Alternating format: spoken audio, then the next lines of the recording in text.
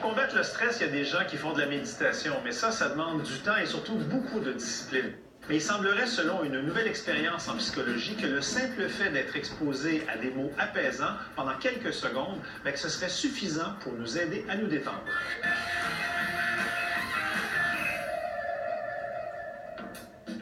Si je vous disais que la simple action de regarder un gym pouvait améliorer votre condition physique, probablement que vous auriez des doutes. Et les doutes seraient raisonnables parce que ça ne fonctionne pas.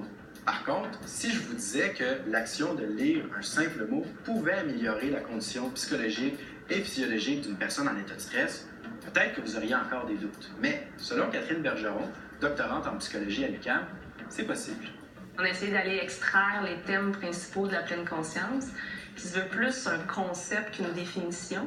La pleine conscience, comme on la connaît aujourd'hui ici en Occident, est issue d'une tradition bouddhiste. Donc, c'est une pratique méditative qui permet aux gens d'avoir une attitude plus orientée vers le moment présent, d'avoir un esprit ouvert, un esprit qui est sans jugement, qu'on a importé ici en Occident, en fait, puis on en a fait une intervention qu'on utilise souvent en psychothérapie pour permettre aux gens de mieux faire face au stress, de mieux tolérer la douleur, de diminuer les symptômes dépressifs, par exemple.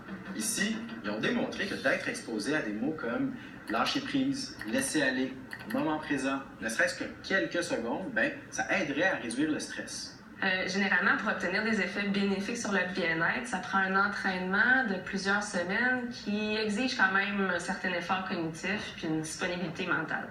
Nous, ce qu'on propose, c'est qu'on peut induire momentanément un état de pleine conscience pour arriver à des résultats similaires au plan du bien-être. L'affaire, c'est que les participants à l'expérience, ils savent pas qu'ils sont exposés à ces mots-là. Ça se fait à leur insu parce que ça doit passer par l'inconscient. L'inconscient est une grande portion de notre esprit qui traite l'information puis après qui va nous guider dans nos actions, nos choix. Donc, par exemple, si on s'imagine conduire une voiture, on ne sera pas conscient de tout ce qu'on fait, de mettre les clignotants, de mettre de l'accélération, de regarder dans notre angle mort. On ne peut pas traiter toute cette information-là. Notre inconscient s'en occupe. Donc, effectivement, en voyant les mots en lien avec la pleine conscience, l'inconscient vient traiter l'information un peu malgré nous. C'est ce qui va venir influencer les réponses au stress. Fait qu'on peut dire que vous manipulez l'esprit des gens sans qu'ils s'en rendent compte. Oui, si on veut. Mais pour leur bien, pour réduire le stress. Absolument. Vous asseoir ici? Merci. La première chose que j'ai dû faire, c'était de remplir des questionnaires pour voir comment je me sentais dans ma tête et dans mon corps à ce moment-là. Pour chaque énoncé ci-dessous, indiquez si vous ressentez chacune des sensations. Inspiration, main moite. C'est difficile d'évaluer ses propres mains moites. Elles sont pas sèches, mais elles sont pas mouillées. On va mettre très peu. Ensuite, j'avais un petit exercice pas mal simple. Celui de construire des phrases avec des groupes de 5 à 8 mots. Je me suis vite rendu compte qu'il y avait des mots qui n'avaient pas d'affaire là. Par exemple, on avait Karine, moment présent, marche, vite. C'est évident que la phrase à faire avec ça, c'est Karine marche, moment présent, tu sais. Ben non. Non, c'est pas ça. On le sait que la phrase, c'est Karine marche vite. Puis que le moment présent, mais c'est un mot qu'on essaie de glisser dans notre inconscient. Ça a pris du temps avant que j'en prenne conscience. Parce que c'était inconscient au début. Mais une fois conscientisé à ça, j'ai pris pleine conscience de ce qu'était la pleine conscience. Arrêtez. Faites signe à l'expérimentatrice pour qu'elle vous explique l'étape suivante. Parfait. Donc, la prochaine tâche grammaticale est une tâche d'anagramme. On a mélangé les lettres de 3 mots. Puis le but de la tâche, c'est de reconstituer les mots, donc mettre les lettres dans le bon ordre à l'aide du clavier. Vous avez 2 minutes pour résoudre les 3 anagrammes. C'est parti. Plus ça avançait, plus je voyais que j'avais de la difficulté, puis je me suis dit peut-être qu'il y a quelqu'un qui veut pas que je réussisse à faire ces anagrammes-là.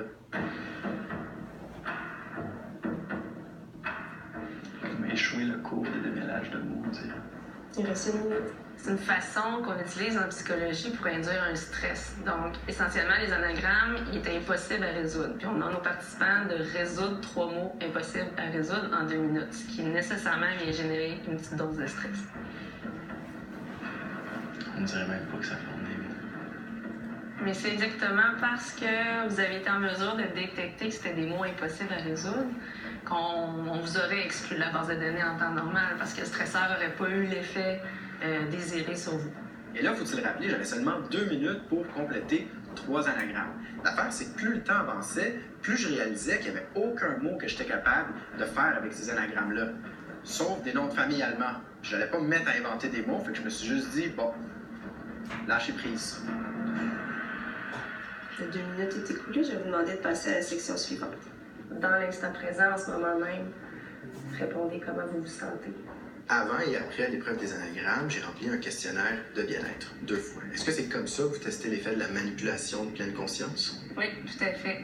Sauf qu'en temps normal, il y aurait plusieurs autres personnes qui auraient répondu exactement le même questionnaire que vous avez fait plus tôt. Puis il y aurait un autre groupe qui aurait répondu à un questionnaire qui, lui, aurait été soumis juste à des mots neutres. Donc les mots qu'on parlait qui étaient cachés dans les phrases mélangées, ce seraient des mots du genre crayon, table, ciel, qui ne génèrent pas d'état particulier.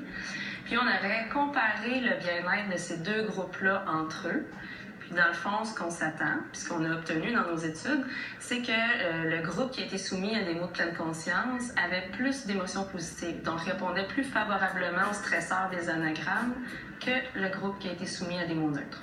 Comment est-ce que ça fonctionne, la pleine conscience? Comment est-ce que les mots de pleine conscience peuvent réduire le stress?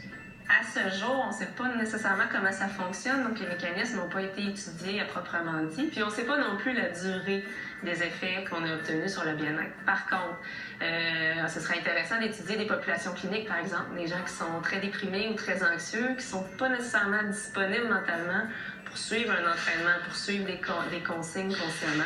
Donc, d'induire de façon implicite, possiblement, chez ces gens-là, ce serait bénéfique. Peut-être qu'un jour, on pourrait mettre des mots apaisants partout, sur les boîtes de céréales, sur les pots de yogourt, sur le volant d'une voiture, dans le ciel. Ça pourrait être, je sais pas, dans les mots croisés, dans des contes pour enfants. Donc, exposer les gens à ces mots-là pour leur permettre d'être plus zen.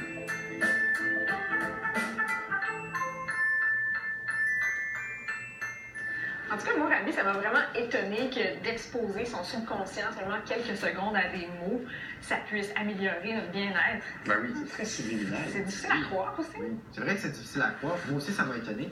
Mais c'est pas la seule étude que Catherine Bergeron a menée sur la pleine conscience. Il y a aussi une étude où elle a pris des participants et elle leur faisait passer une fausse entrevue d'embauche. Puis ce qui rendait la chose réaliste, c'est que les participants sélectionnaient l'emploi pour lequel ils postulaient, ils étaient filmés, il y avait qui évaluait avec un air sérieux pour les stresser. Puis après l'entrevue, il était exposé au mot de pleine conscience, puis il est allé mesurer le taux de cortisol. Ça, c'est dans la salive. Oui, dans la salive, le cortisol qui est l'hormone du stress. Il est allé mesurer ça, puis elle a noté que leur stress baissait. Fait que ça marche.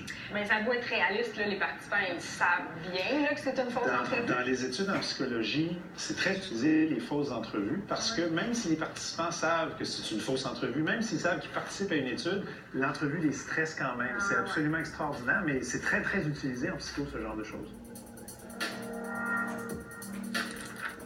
Habitat 67 a été construit il y a 50 ans. La construction a duré 2 ans, de 1965